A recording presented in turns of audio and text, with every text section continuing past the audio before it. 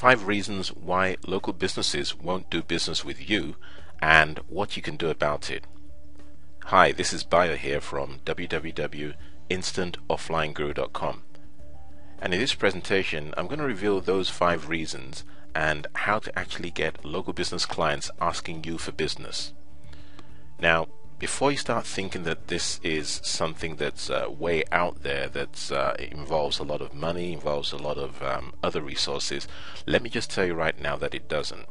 What it involves is an investment of your time and you choosing to deliberately do certain things right and do them the right way. Let me ask you this question. Where are you starting from when it comes to looking for new business? Are you the one chasing after business? Are you responding to requests for information? What is it that you're actually doing? Because where you start from is actually going to determine where you end up. What do I mean by this? Well, if you're very successful in your offline marketing consulting, then this presentation probably isn't for you, and I don't really think I have anything to offer.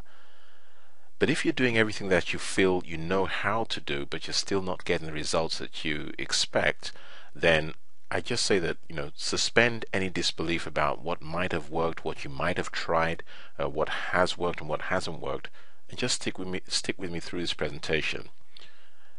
I'll make sure that you're starting from the right position, whether you're offering search engine optimization services, whether you're offering business directories, local business directories, whether you're offering copywriting services, whether you're setting up blogs, whether you're involved in video or audio marketing, it doesn't really matter. What I'm going to reveal to you will allow you to start right. Here's the very first thing you need to understand. Without trust, nothing happens. In order for you to build that trust, you have to speak to people. If you don't speak to people, you cannot, as far as I'm aware, establish that relationship of trust. And we all know that people actually do business, or they buy from those that they like and trust. And if you've followed me for any amount of time, you'll know that I've got an addition to that. I've got an extension where I say that people, our local business clients and prospects, they buy from those that they like, trust, and those that empower them. So how do you empower local business owners? Well, you share relevant information with them. And again, I know that some people will say, well, this isn't anything new. Just like everything in offline consulting, things are simple, but they certainly aren't easy, because if they were, everyone would be doing them, and everybody would be happy and happily and merrily running their own 6-figure offline consulting business. But we all know that that's not the case. There are more people struggling to actually find any clients, to actually get any work as offline marketing consultants than there are that are actually doing well. Only a handful of people that I know around the globe, and I've worked with hundreds, I should say, of people from different backgrounds, including within internet marketing and outside of internet marketing. I know that only a handful are actually successful with their offline marketing consulting business. So the truth is, without trust, nothing's going to happen. It doesn't matter what the background or what your background is, or the background of the people that I work with is. If we don't build trust, if we don't build that foundation of trust, we just aren't going to succeed. When I say without trust, nothing happens, what I mean is that if you don't have trust, then it doesn't matter how well you've planned your business model. And I talk about business models quite a lot, which is effectively the foundation of your business, because one of your objectives should be that your business over time can start to run with less of your involvement. Okay, you shouldn't be serving your business. So that's just one of the things. But trust is one of those things that can allow that to happen, because if you build that bridge, you bridge the credibility gap. Once you build that relationship of trust, other people, those you've outsourced to or those that work with you, can actually start speaking with your clients and doing the necessary things while you're out marketing and selling your services to other high-paying clients. If you don't have trust, you could have in place the largest selection, and I know some people that actually have this, and I have it as well. I have a large selection, but I know people that have an even larger selection of price points, so they can serve businesses of different budgets, from the mom and pop, the pizza businesses, all the way up to your medium-sized local business. But the fact is, even with all these buying options to meet varying budgets, if you don't have trust, nothing is going to happen. Why? Because if a local offline client doesn't trust you, nothing else matters. Absolutely nothing matters. Without trust, nothing is going to happen. And this is one of the reasons why I urge you, as I urge my coaching students and mentoring clients, to work on building relationships of trust. In actual fact, when you have relationships of trust in place, you actually shorten your sales cycle. Going from being a total unknown, or going from a local business being your suspects, people that have no knowledge of you, to them being recurring income streams for your business. Not just one-offs, recurring income streams. Now, I know this is going to make some people mad, but the fact is, SEO, Google Top 10, and all that sort of stuff, none of these are solutions to your client getting problems, okay? None of these are solutions to your client getting problems. How do I know? Well, I've actually surveyed local business owners. I survey cross sections of my local business clientele, and even my prospects, those that I haven't worked with yet but who I've pre-qualified. I survey them every single month. I survey existing clients also with these prospects because I want to give them exposure to what I do, which is something you should be doing, by the way, using for simple free facilities like SurveyMonkey. And by the way, many of you listening to this or watching it will have actually been through my surveys before. Why do you do this? So you can know exactly what their pain points are, things they want to eliminate, and what their hot buttons are. Why do you do this with existing clients? Well, you're doing it with existing clients for the same reason. You don't want to know what it is that they're looking for that you may not have asked them, and what is it they want to actually, they aspire to achieve. So you've got problems and you've got aspirations. For both groups of people, when you survey your existing clients and your future clients, what you're doing is you're beginning to build that relationship of trust. In other words, what you're saying is, talk to me. I'm here to listen. I'm here to help you. I'm a pair of ears. But then you play it back to them in form of a teleseminar that talks about those solutions and those problems and how to solve them, or those aspirations that they have and how to achieve them. That is the way that they begin to trust and like you. Now, again, it's a travesty. It's very, very sad that a lot of people aren't taking the time to do this, and 30 days go by, they haven't acquired a single client. And if they have, many times it's a client that's frustrating, that's toxic. If they've done work for some clients, they're one-off jobs. That is not the way to run a business. That is not the way that you're going to get rich. That is not the way you're going to build a six-figure service business. But again, that's outside the scope of what we're talking about right now. But local business owners have spoken out, and I'm going to reveal to you right now the 5 things that they've spoken about and what you need to do as well to eliminate those things. So remember, this presentation is about the 5 reasons why local businesses won't do business with you, and of course, what you can do about it. So here's the first thing. They don't believe you.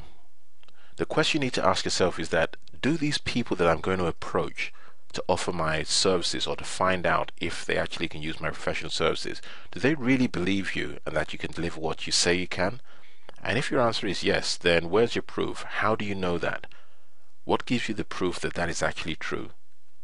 But based on the survey, local business owner says they don't believe a lot of what they hear. Are you surprised?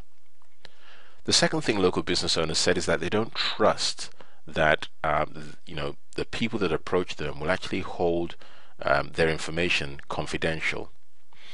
So they're afraid that if they give out credit card information, there could be some issues. If they give out information about their business, since you might be working with a potential competitor, their information could be at risk, so they don't open up.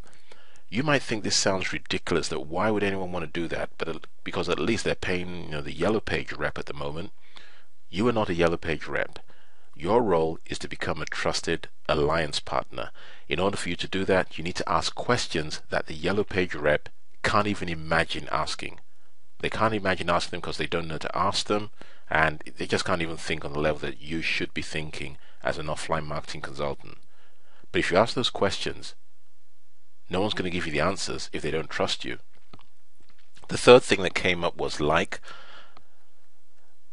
Local business owners, a lot of them in various ways, responding because it was free-form text, they said, well, what they found out is that sometimes when they're working with people, in our case, outsourcers, they found they don't like the outsourcers, and this isn't to do with whether they're based in the US or they're based in India or they're based in Portugal or the United Kingdom. This is the fact that they just say sometimes they don't like the people that work for some of the people that contacted them initially, and because of that they didn't go ahead. Okay, if that's what they say, then you need to reconsider how you outsource.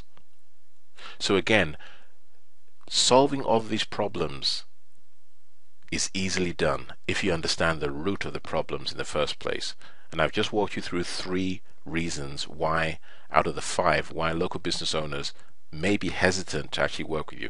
And on top of this, talking about they may not even like you. Okay, you won't like everybody, but you're a business person. You need to have a likable personality. The 4th one was safety. They said they don't feel, local business owners that responded said they don't feel safe with certain people that come to them to offer services and products. And when I spoke to a number of them, they said, well, I'm not really sure that, working with this person, I just don't get a good vibe. I don't, and digging deeper, it was to do with how the service professionals have come across. Do you come across as confident? Do you come across as competent?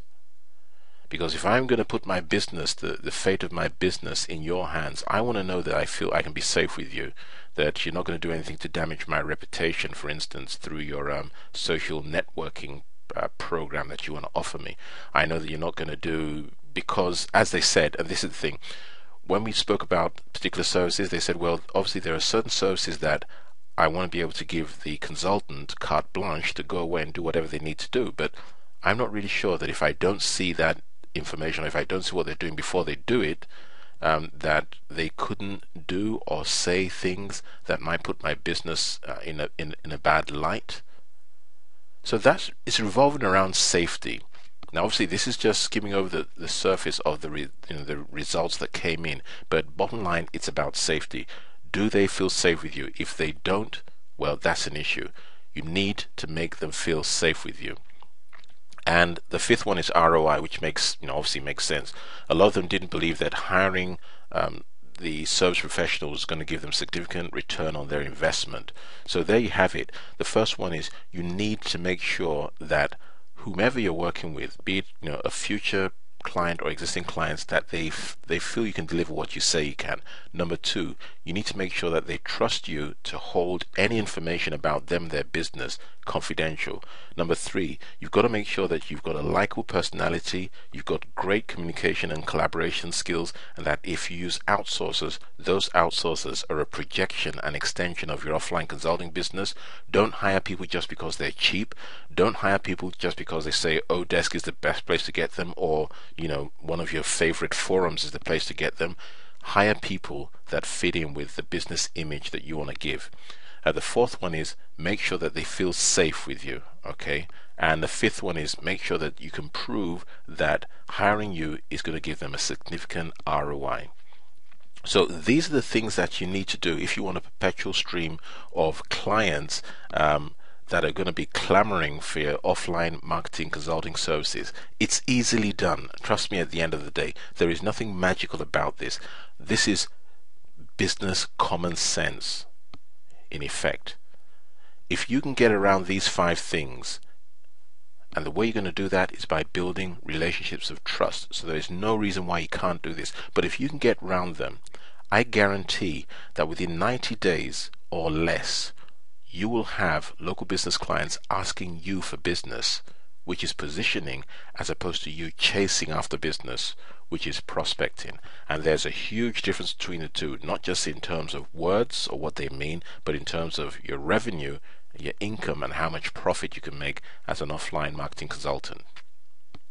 So this has been Bio here with 5 reasons why local businesses won't do business with you and what to do about it. For more information, hop over to the site at www.instantofflineguru.com.